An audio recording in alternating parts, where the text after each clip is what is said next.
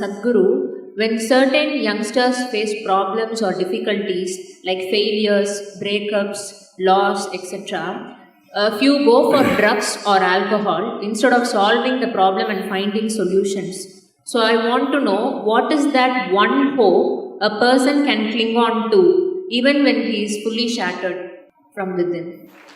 Oh, so many broken hearts here who are clapping their hands.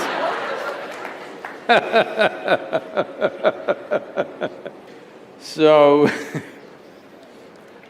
when he is fully shattered, what can he do? The question is, do you want to allow yourself to be fully shattered? That's a question. And many things that don't work out in your early life, you will see later on, it is a great blessing. There are many ways to look at this. Let me tell you this. This happened in 1941.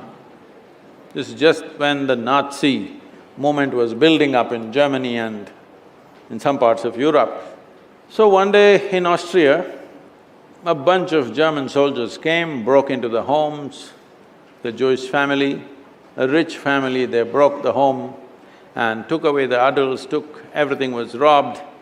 And these two children, a 12-year-old girl and an 8-year-old boy were taken away. They were taken to a railway station. This is the month of November end, December kind of time, when it's becoming very cold. So they were kept in the railway station for 3 days because the trains did not come. Boys, little boys being boys, they started playing football. So they were playing football and then suddenly the train came. The train is not a passenger train, it's a cargo train, the goods train. So when the train came, the soldiers came and rushed everybody into the wagons which are there. Everybody got in and the little boy and the girl also got in, but the little boy forgot to wear his shoes. He left his shoes outside and they pushed him into the wagon. So without shoes he came. His sister, a 12-year-old girl, saw her kid brother coming without shoes and she got mad with him. She held him by the ear, boxed his ears, scolded him nicely, slapped him. Say, "You idiot, already we are in enough trouble, now you come without shoes." Because in Germany in winter, no shoes means you may lose your feet. So she's angry about that. In the next station, the boys and girls were separated.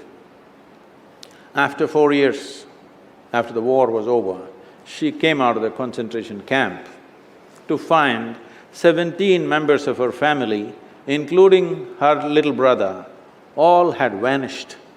No records, no sign of them, they just evaporated. At that time, the only thing that bothered her was the last few things that she said to her little brother. She loves her brother, but the last few things that she said to him were such terrible things, it rang in her mind and troubled her. These are the last things I told my brother and after that I'm never going to see him, he's gone.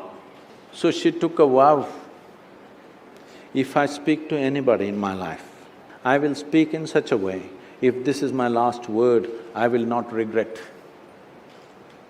This one thing transformed her life in such a way.